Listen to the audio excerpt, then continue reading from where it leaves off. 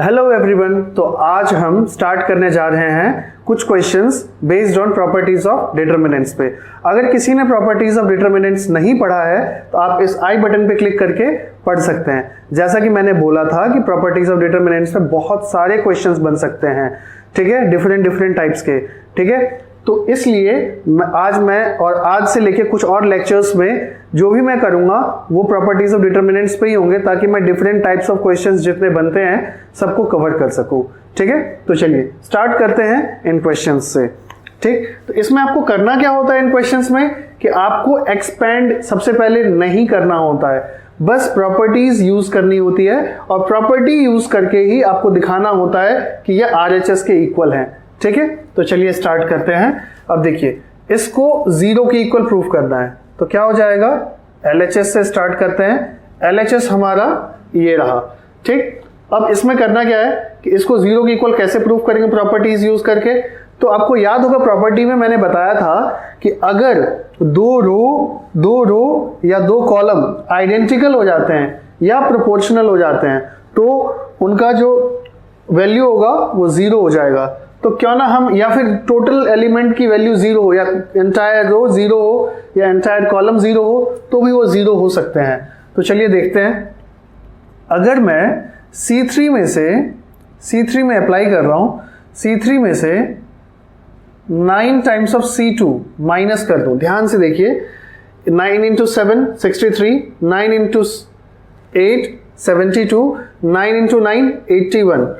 तो अगर मैं वो माइनस कर दूं C3 में से, तो इसमें मैंने कोई चेंज नहीं किया है, इसको ऐसे ही रहने देते हैं। उसके बाद इसमें भी कोई चेंज नहीं है, इसको ऐसे ही रहने दीजिए।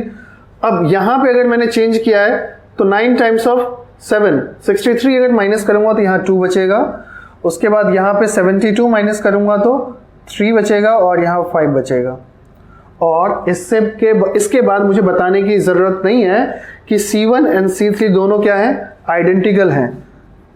Since C1 and C3 are identical, और अगर आइडेंटिकल हैं ये, इसका मतलब प्रॉपर्टीज मुझे डायरेक्टली कहता है प्रॉपर्टीज ऑफ डिटर्मिनेंट्स कि मैं इसको 0 लिख सकता हूं और मेरा क्वेश्चन यहां खत्म हो गया, ठीक है। अब चलते हैं सेकंड क्वेश्चन में, इसको भी 0 के इक्वल प्रूफ करना है, ठीक है। तो चलिए LHS से स्टार्ट करते हैं। LHS क्या है, ये है LHS। इसको अब कैसे प्रूफ करेंगे वो देख लीजिए आप। ऐसा करें कि अगर मैं C1 में C1 plus C2 plus C3 add कर दूं तो क्या होगा, जरा देखते हैं। A माइनस B में B माइनस C ऐड किया, यहां पे देख लेते हैं एक बार। A minus B plus B minus C plus C minus A, B cancel, C cancel, A और A कैंसिल। इसी तरीके से आप तीनों को अगर ऐड करते हैं तो सब में आपको यही दिखेगा, और इन तीनों को ऐड करने के बाद उसको मैं लिख कर रहा हूं C1 में, तो क्या हो जाएगा ये, एक मिनट, तो क्या हो जाएगा ये 0 0 0, B minus C minus A minus B, C minus A minus B minus C equal to 0। अब इफ एंटायर रो या एंटायर कॉलम इज 0, इसका मतलब क्या है कि उस डिटर्मिनेंट की वैल्यू क्या हो जाएगी, 0। तो मैं यहां लिखता हूं, since entire C1 is 0, hence the value of determinant is 0. The value of determinant is 0, ठीक है। अब चलिए नेक्स्ट क्वेश्चन में चलते हैं। नेक्स्ट क्वेश्चन हमारा ये रहा। इस क्वेश्चन में है फिर से इसको 0 के इक्वल प्रूफ करना है, ठीक है। तो कैसे करते हैं, देखिए LHS से स्टार्ट करेंगे और क्या करना है अब हमें, अगर मैं C2 को C3 में ऐड कर दूं तो क्या होगा, लेट्स सी। C3 में अप्लाई कर रहा हूं मैं C2 प्लस C3, क्या हो जाएगा ये 1 1 1 ए बी सी, और ये हो जाएगा ए प्लस बी प्लस सी, क्योंकि मैं इन दोनों को ऐड कर रहा हूं। यहां पे भी ए प्लस बी प्लस सी और यहां पे भी ए प्लस बी प्लस सी। ठीक है, अब देखिए ध्यान से कि मैंने क्या बोला था कि आप अगर एक रो या एक कॉलम में से कुछ कॉमन लेते हैं तो वो बाहर आके डिटर्मिनेंट से मल्टीप्लाई हो सकता है। It was a property as well. तो यहां से आप a plus b plus c common निकाल सकते हैं, और अगर मैं a plus b plus c common निकालता हूं तो यहाँ 1 1 1 बचा, और निकाल के बाहर लिख सकता हूं डिटर्मिनेंट में। लेकिन मैट्रिक्स के केस में ऐसा हम नहीं कर सकते हैं। यहाँ क्या हो जाएगा 1 1 1 a b c, फिर 1 1 1, और इसकी वैल्यू क्या हो जाएगी, since C1 and C3 are common और equal, C1 and C3 are equal, therefore a plus b plus c into 0 equal to 0। ठीक है, चलिए अब फिर से कुछ न्यू सेट ऑफ क्वेश्चंस लेते हैं, उसको करते हैं। तो नेक्स्ट सेट ऑफ क्वेश्चंस हैं ये। ठीक है, तो अब चलिए इनको करते हैं। सेम कॉन्सेप्ट रहेगा, हमको प्रॉपर्टीज यूज करके इनको RHS के इक्वल प्रूफ करना है। ठीक है, तो चलिए इसको अगर मैं एक्सपेंड कर लूं LHS लेने के बाद तो क्या हो जाएगा 1 1 1 BC CA AB AB plus BC BC plus AB CA plus BC।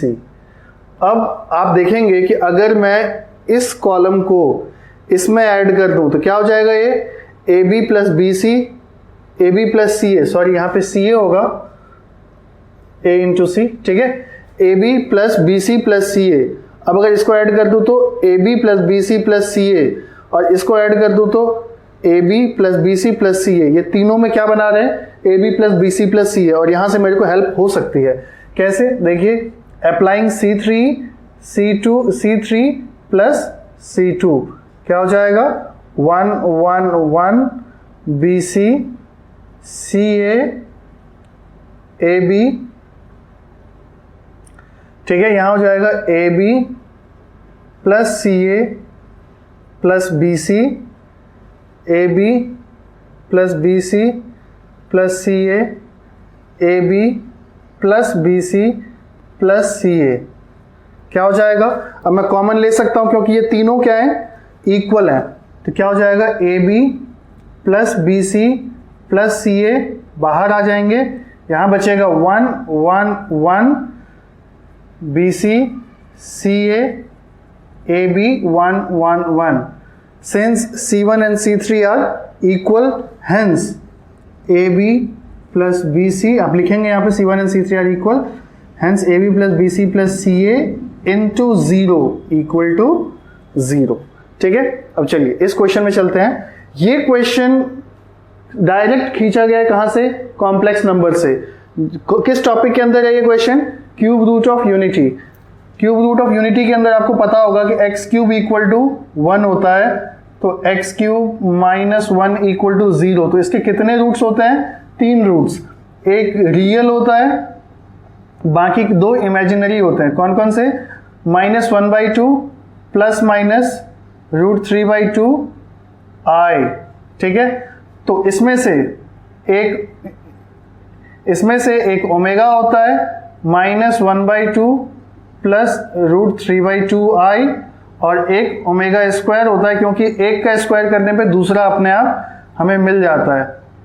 ठीक है, और एक प्रॉपर्टी इनकी होती है वो ये कि 1 plus omega plus omega square equal to 0। ठीक है, अगर मैं इन तीनों को ऐड करूं, 1 को इसको, ये दोनों क्या है, कॉम्प्लेक्स रूट्स हैं, और ये रियल रूट है। क्लियर है, तो इन तीनों का जो सम होता है ना वो 0 होता है। ठीक है, अब इस प्रॉपर्टी को मैं यहां यूज करने वाला हूं। देखिए कैसे, अप्लाइंग